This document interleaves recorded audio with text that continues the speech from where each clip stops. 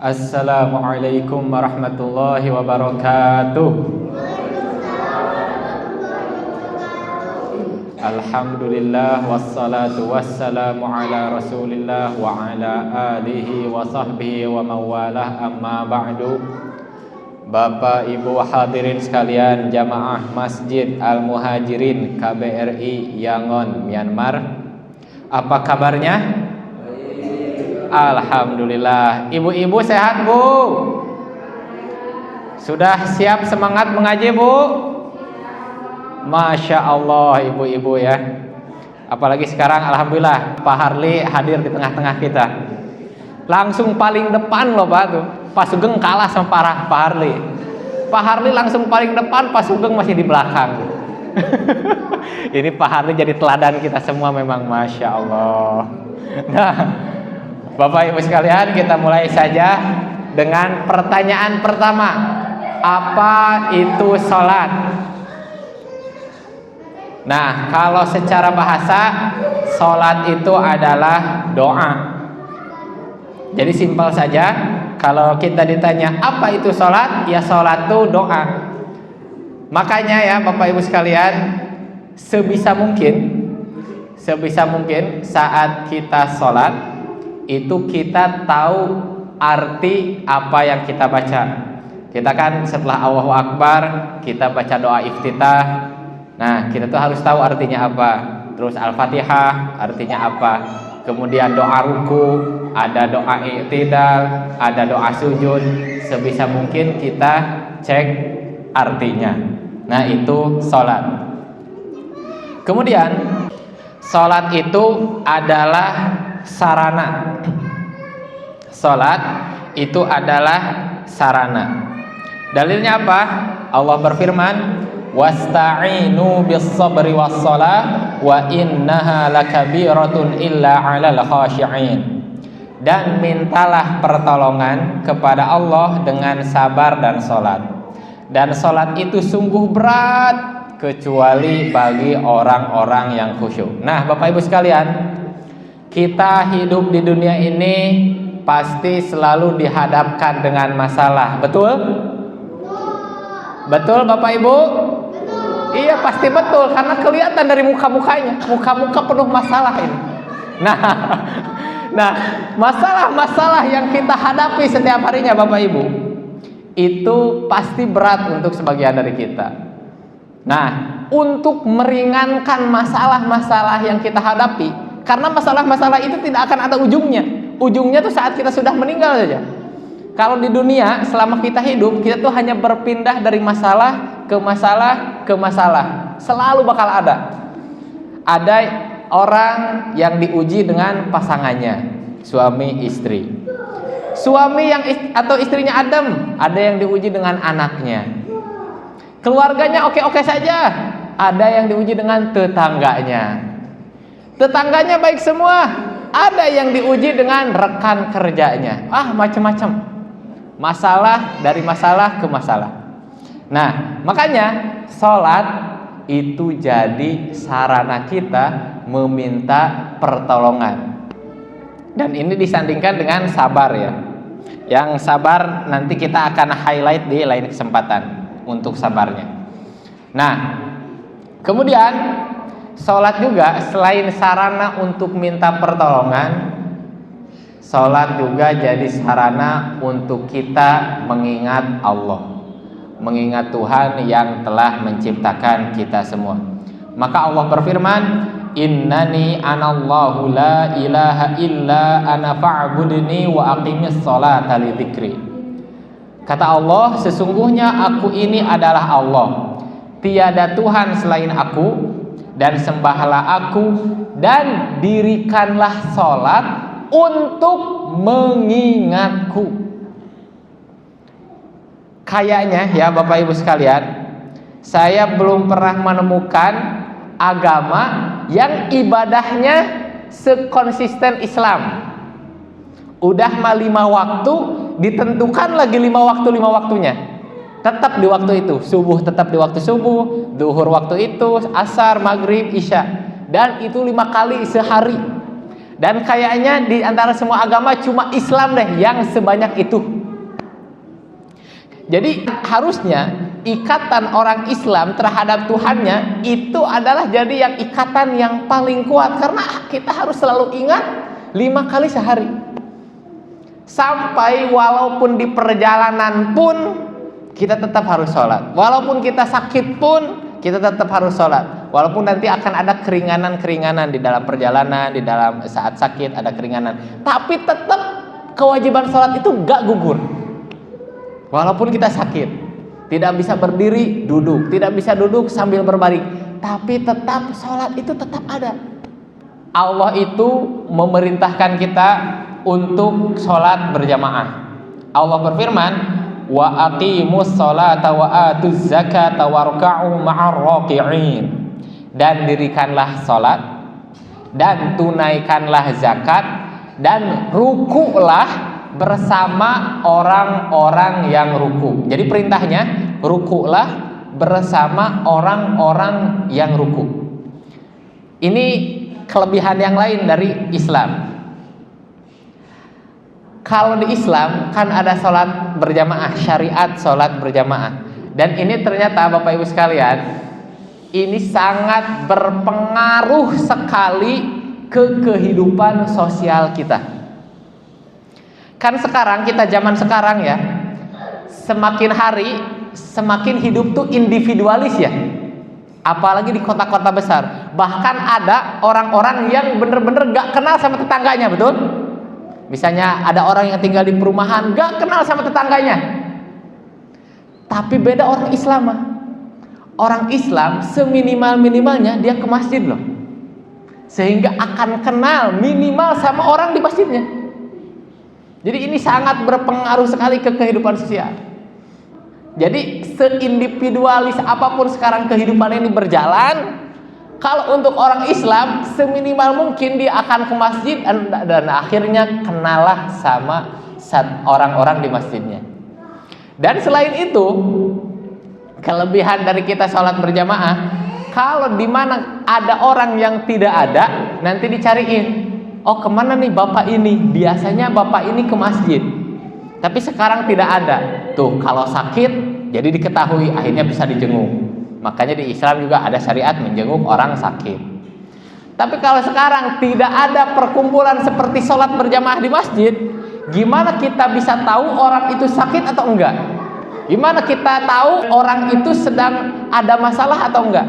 Tapi kalau di masjid itu tempat berkumpul, itu juga tempat orang bersosialisasi. Orang kalau udah hilang komunikasi sama orang lain, udah gak ngomong sama orang lain, itu sangat mudah dia diserang stres, diserang depresi, gak ngobrol sama sekali sama orang lain. Makanya ternyata ngobrol, bersosial itu adalah suatu kebutuhan. Dan di Islam kita punya syariat sholat berjamaah yang pasti kita bersosialisasi di sholat berjamaah itu. Ini kelebihan agama Islam. Kemudian itu perintah sholat berjamaah. Kemudian sholat itu juga sebagai tiang agama kita.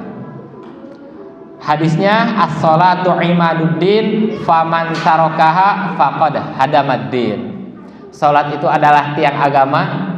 Barang siapa yang meninggalkannya, maka dia telah menghancurkan agamanya.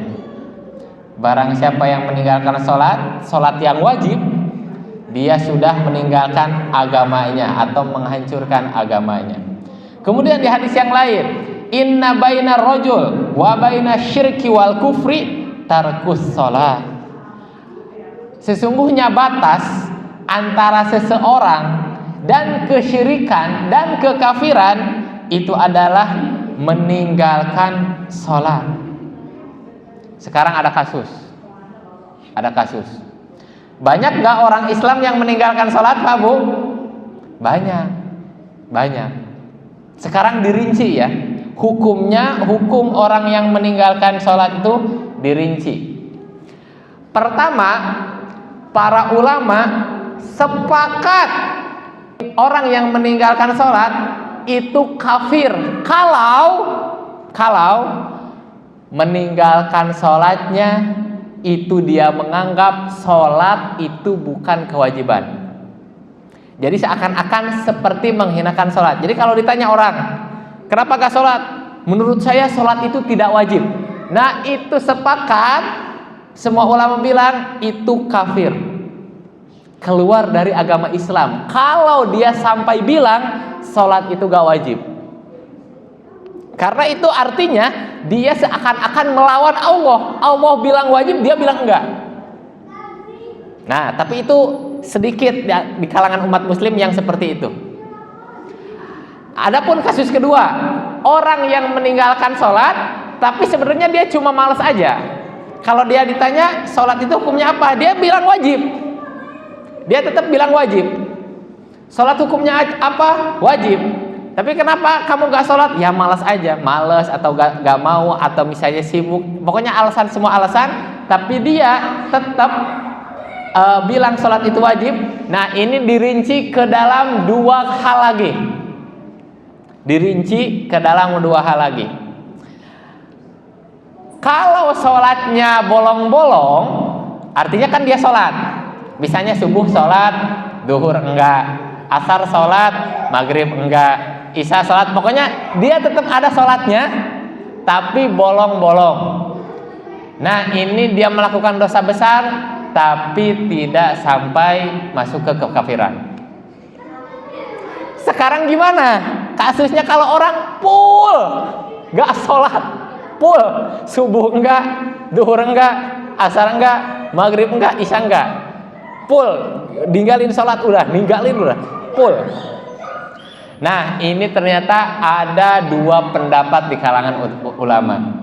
Pendapat pertama menyebutkan dia keluar dari Islam, dan pendapat kedua menyatakan dia masih muslim. Jadi saya ulangi kembali nih Bapak Ibu, biar ingat nih. Biar ingat, saya ulangi kembali hukum orang yang meninggalkan sholat.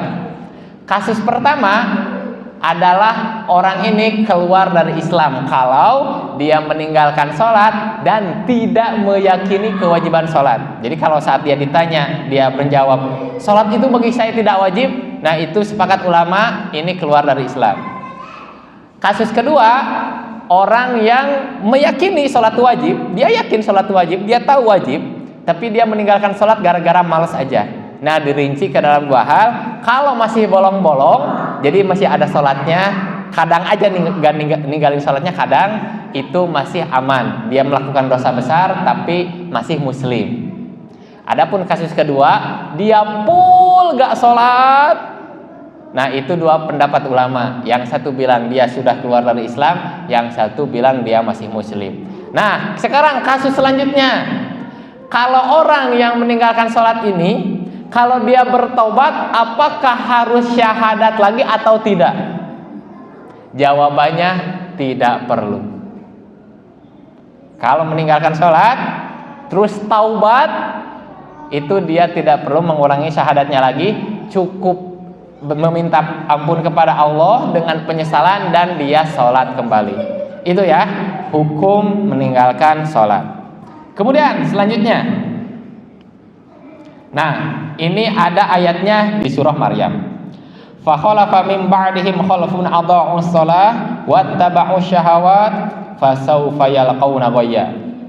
Ini setelah Allah menceritakan tentang kebaikan para nabi, kebaikan orang-orang zaman Nabi, itu Allah tuh sudah tahu bahwasanya generasi setelahnya itu bakal banyak orang yang meninggalkan sholat. Maka arti ayatnya, maka datanglah sesudah mereka pengganti yang jelek, yang mengabaikan sholat dan menuruti hawa nafsunya, maka mereka kelak akan menemui kesesatan. Nah, dikecualikan illa man taba wa amana wa amila sholihan fa ulaika yadkhuluna jannah wa la yuzlamuna syai'a. Kecuali orang-orang yang bertaubat, beriman dan beramal soleh, maka mereka itu akan masuk surga dan tidak dizalimi atau dirugikan sedikit pun. Jadi Bapak Ibu sekalian, selama nyawa kita masih ada, selama kita belum sekarat, maka kesempatan tobat itu akan selalu ada. Selama kita belum meninggal, selama kita belum sekarat, kesempatan tobat terus masih terbuka lebar. Nah, kemudian masuk ke pengaruh sholat dalam kehidupan. Barusan karena kita sudah membahas hukum meninggalkan sholat, hukum sholat wajib, seakan-akan image-nya mungkin di antara sebagian kita, sholat itu seakan-akan seperti beban ya. Seperti beban. Oh, orang Islam tuh ibadahnya banyak banget, beda sama agama lain yang seminggu sekali misalnya, atau ada yang sebulan sekali, atau gak ada ibadah rutin sama sekali. Tapi kok di Islam tuh sampai 5 kali sehari, dan itu harus dikerjakan. Kita tuh Bapak Ibu sekalian tergantung mindset. Saya mempermisalkan di Indonesia tuh kan ada bodybuilder. Tahu Bapak Ibu bodybuilder? Binaragawan ya bahasa kita. Ada yang lagi terkenal tuh di Indonesia tuh siapa? Ade Raima yang itu ya, zaman-zaman Bapak sepuh. Ada yang baru naik medali pun yang seumuran saya. Yang seumuran saya baru diundang ke Deddy Corbuzier itu Bang Kris. Bang Kris itu seumuran saya, itu udah dia di China kompetisinya. Nah gini, saya ingin mempermisalkan binaragawan itu kan latihannya setiap hari kan Bapak Ibu. Bahkan sehari itu lebih dari sekali, kadang 2 kali, kadang 3 kali diangkat beban tuh, demi untuk menjaga badannya biar dia menang di kompetisi kan gitu. Tapi kalau kita yang bukan seperti mereka, kita menganggapnya beban. Itu harus mengangkat beban setiap hari, latihan setiap hari. Kita aja yang angkat beban seminggu sekali capek ya. Kalau ada ya di sini, bapak suka angkat beban ke di sini. Seminggu sekali aja capek, sebulan sekali aja capek. Kita yang nggak suka angkat beban, tapi mereka binaragawan tuh angkat beban sehari 3 kali. Tapi dia menikmati itu loh. Dia menikmati itu. Jadi ternyata Bapak Ibu sekalian, segala sesuatu ternyata tergantung mindsetnya. Itu binaragawan karena dia suka itu, karena passionnya di situ. Dia mau latihan sehari 3 kali pun gak masalah buat dia, dan dia tidak lelah. Begitupun sholat Bapak Ibu sekalian, tergantung mindset kita. Kalau kita menganggapnya beban, jangankan 5 kali, sekalipun berat bagi kita. Kalau kita menganggapnya beban. Tapi kalau tadi kita balik ke pembahasan awal, sholat itu adalah pelepas masalah kita. Kita lagi banyak masalah, kita sholat tuh pelepas masalah, buat kita tenang. Kalau kita mindsetnya demikian, jangankan 5 kali, lebih dari itu pun kita lakukan. Makanya ada juga pilihan-pilihan sunnahnya. Ada tahajudnya, ada tarawihnya, ada rawatibnya. Jadi ternyata tergantung mindset. Kalau menganggapnya beban, sekalipun beban. Kalau menganggapnya itu adalah kita biar bisa tenang, kita menghadapi masalah, itu adalah tempatnya kita berdoa. Nah, itu gak akan jadi beban. Kemudian lanjut. Sholat itu akan berpengaruh ke kehidupan kita di luar sholat. Ayatnya, utlu ma uhiya ilaika minal kitabi wa aqimis sholah innas sholata tanha 'anil fahsya'i wal munkar. Ini pasti kita banyak dengar ayat ini. Bacalah apa yang telah diwahyukan kepadamu, yaitu Al-Quran, dan dirikanlah sholat. Sesungguhnya sholat itu mencegah dari perbuatan keji dan mungkar. Sekarang ada kasus Bapak Ibu. Kasusnya seperti ini. Ada orang rajin sholat, tapi kok tetap kelakuannya buruk gitu. Apakah ayat ini salah?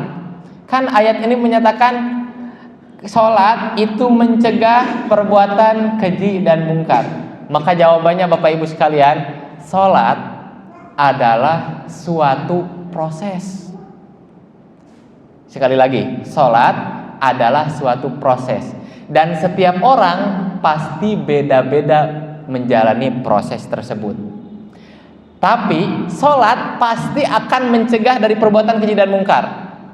Kalau sekarang Bapak Ibu melihat ada orang yang udah rajin sholatnya, tapi perbuatan keji dan mungkarnya masih jalan, percayalah dia sedang melalui proses. Ada yang prosesnya 1 tahun, ada yang 2 tahun, ada yang 10-20 tahun. Percayalah, sholat itu adalah proses. Jadi bukan sholat sekali langsung dia jadi baik, enggak. Itu tuh proses. Makanya setiap kita lanjut usia, kita terus berusaha untuk memperbaiki sholat kita. Contohnya dengan menghadiri majelis ilmu seperti ini, belajar tentang sholat. Yang kita tadinya tidak tahu, jadi tahu. Yang kita pernah melakukan kesalahan di dalam sholat, jadi tidak melakukan kesalahan. Itu proses, semuanya proses. Jadi sholatlah walaupun belum baik. Jadi jangan sampai ada yang berpikir seperti ini, saya belum baik, saya banyak dosanya, saya masih belum bisa melepaskan dosa ini, dosa apapun itu. Jangan sampai berpikir, udah buat ngapain saya sholat. Gak, tetap sholat. Dosa sebesar apapun, mau saya sebut dosa besar apa, misalnya ada yang berzina, misalnya ada yang mencuri, misalnya ada yang mabuk, tetap sholat, tetap sholat. Karena itu adalah proses yang nanti akan menuntun dirinya untuk meninggalkan hal-hal yang buruk itu. Tapi kalau sekarang orang berbuat buruk terus gak ada sholat, gimana dia mau berproses?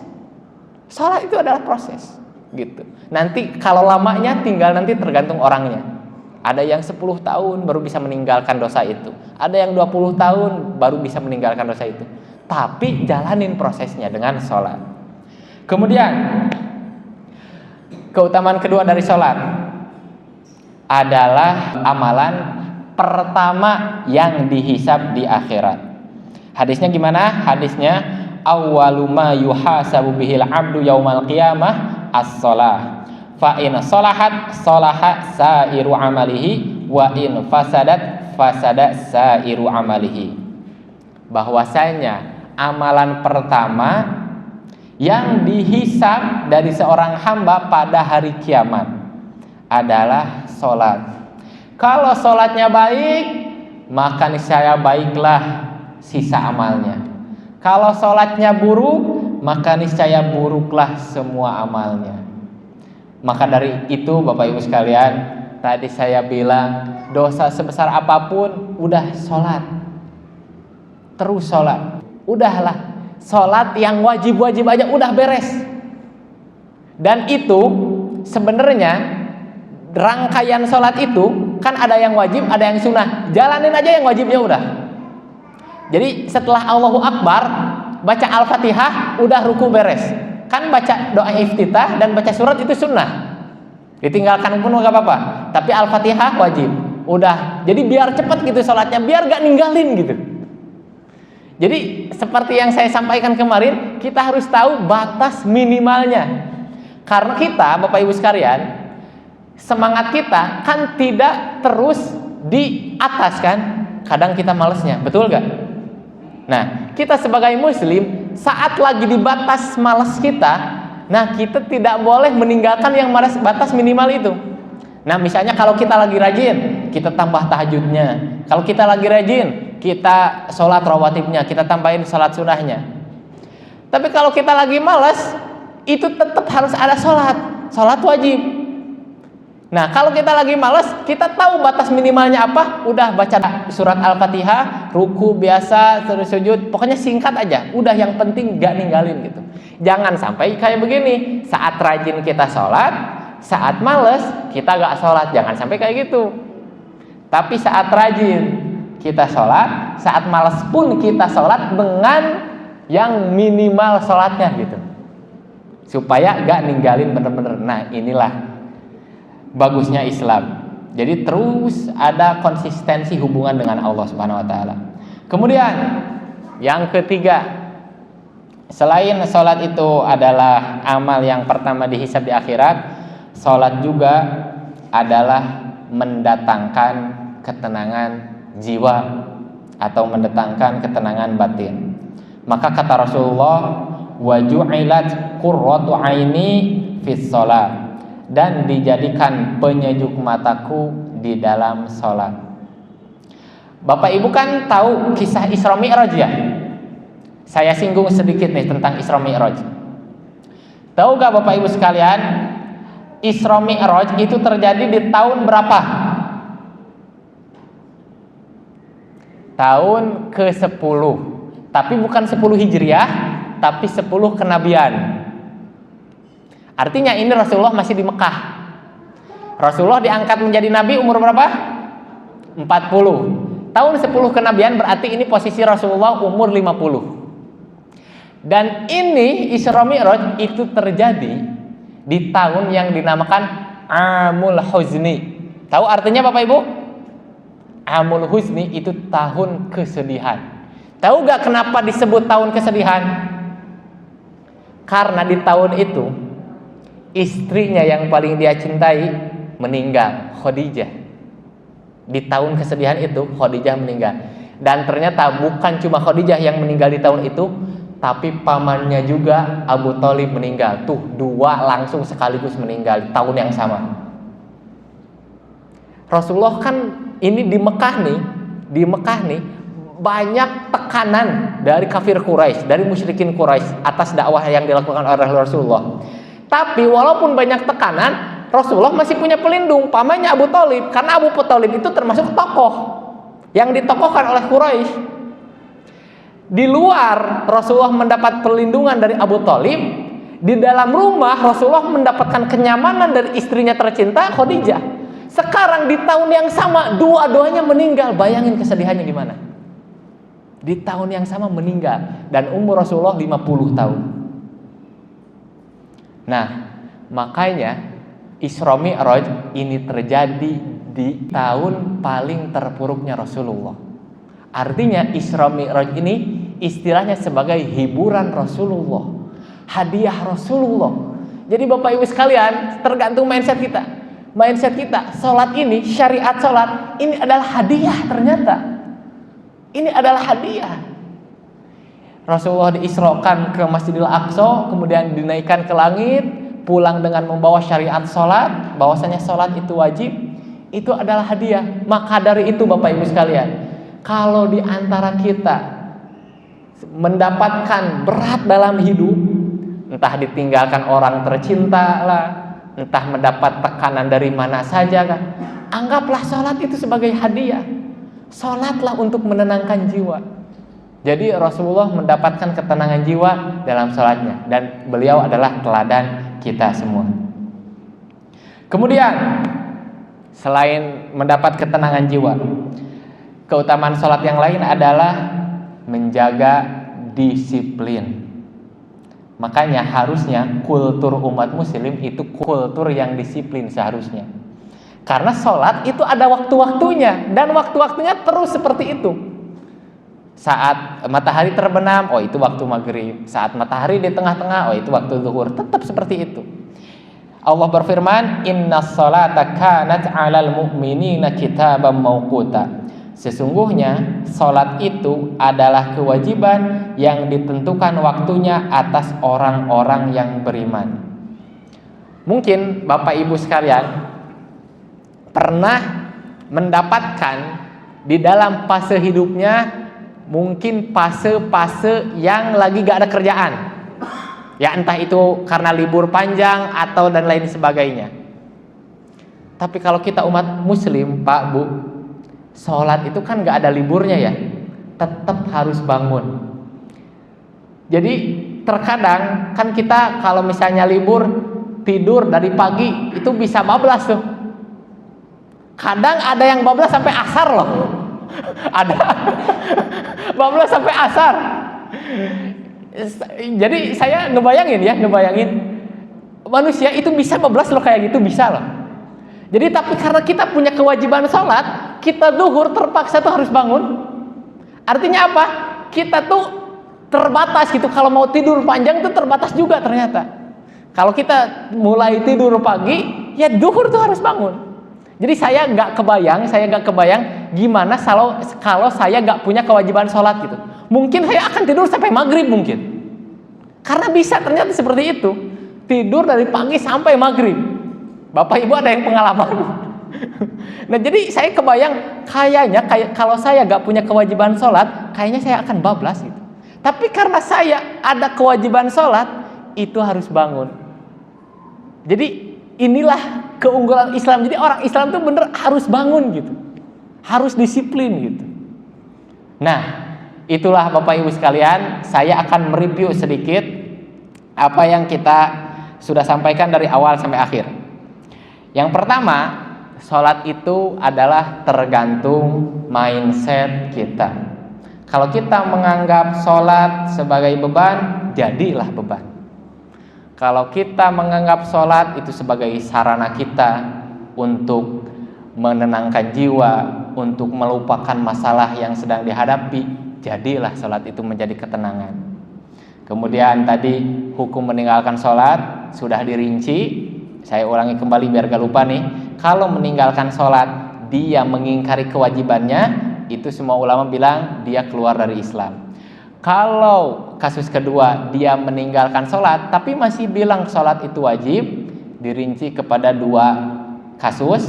Kalau kasus pertama yang masih bolong-bolong tapi masih sholat, tapi masih bolong-bolong, dia dosa besar tapi tidak mengeluarkannya dari Islam. Kalau yang kedua, kasus kedua, dia full gak sholat, itu bisa mengeluarkannya dari Islam. Dan kalau orang yang meninggalkan sholat mau taubat, itu tidak perlu bersyahadat, langsung saja meminta ampun kepada Allah, langsung sholat. Kemudian sholat itu berpengaruh terhadap kehidupan, yaitu sebagai proses menuju ke kehidupan yang lebih baik, kemudian mendatangkan ketenangan jiwa, dan itu adalah amalan yang pertama dihisab di akhirat. Mudah-mudahan apa yang saya sampaikan ada manfaatnya dan bisa diamalkan dan bisa disampaikan ke orang yang tidak hadir. Terima kasih.